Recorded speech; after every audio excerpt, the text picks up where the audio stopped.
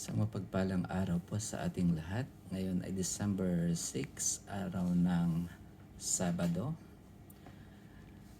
Basahin po natin ang ating mabuting balita ayon kay San Mateo chapter 9 verse 35 hanggang 10, verse 1 at verse 6 hanggang 8.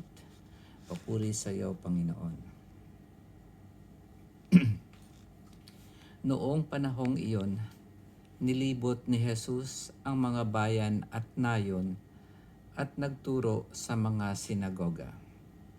Ipinangaral niya ang mabuting balita tungkol sa paghahari ng Diyos at pinagaling ang mga may sakit, anuman ang kanilang karamdaman. Nang makita niya ang napakaraming tao, nahabag siya sa kanila sapagkat sila'y lito at lupaypay, parang mga tupang walang pastol. Kaya't sinabi niya sa kanyang mga alagad, "Sagana ang anihin, ngunit kakaunti ang mag-aani. Idalangin ninyo sa may-ari ng anihin na magpadala siya ng mga manggagawa sa kanyang anihin." Tinipon ni Jesus ang 12 alagad at binigyan ng kapangyarihang magpalayas ng masasamang espiritu at magpagaling ng mga may karamdaman. Sila'y pinagbilinan ni Jesus, "Hanapin ninyo ang mga nawawalang tupa ng sambahayan ng Israel. Humayo kayo at ipangaral ninyo na malapit ng maghari ang Diyos. Pagalingin ninyo ang mga may sakit at buhayin ang mga patay. Pagalingin ninyo ang mga ketongin at palayasin ang mga demonyo. Yamang tumanggap kayo ng walang bayad, magbigay naman kayo ng walang bayad." Ito ang mabuting balita ng ating Panginoon. Pinupuri ka namin, Panginoong Hesukristo.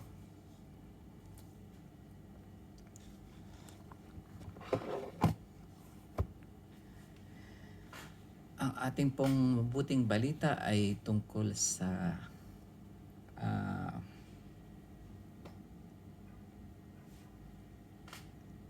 pag-aani o yung pagha-harvest. Sinasabi ng Panginoon na napakaraming aanihin pero kakunti lang yung manggagawa. Ang ibig sabihin naman ng mga Panginoon ay napakaraming mga tao ang parang nag-aantay na makarinig ng mabuting balita, pero konti lamang ang naglilingkod sa Panginoon. Yan ay noong kapanahunan niya nung sinabi niya ito, at sinugo niya ang 12 alagad na naging apostol ang tawag niya sa 12. Ang 12 ay parang nagsisignify dun sa 12 patriarchs ng mga Hudyo.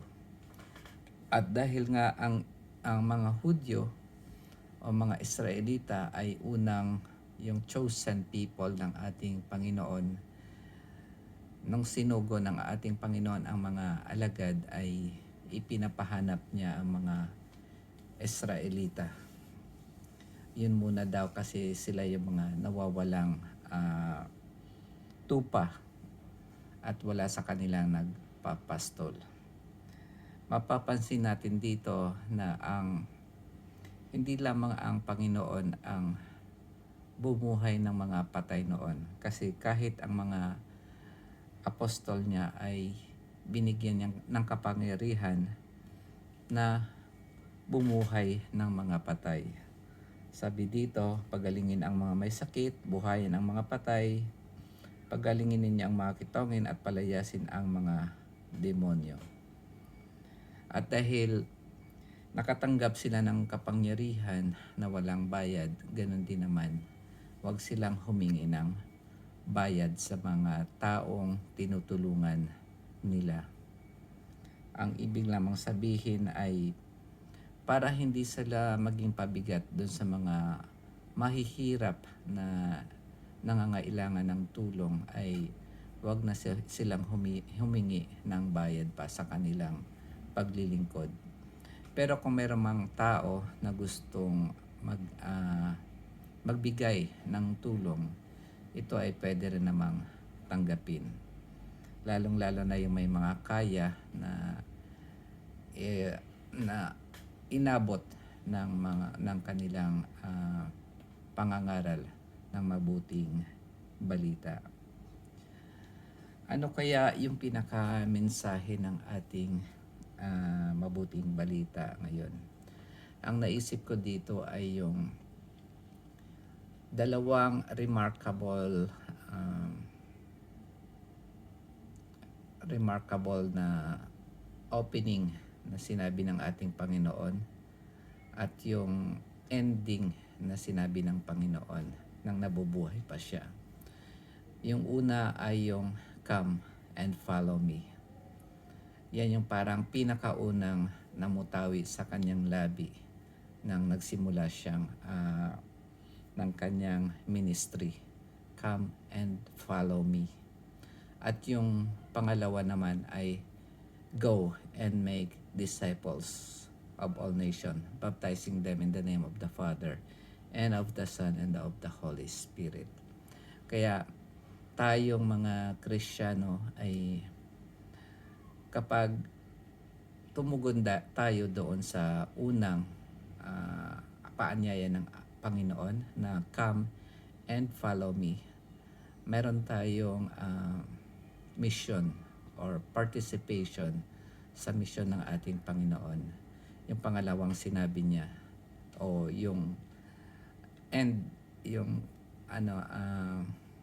huling sinabi niya na "Go and make disciples of all nations."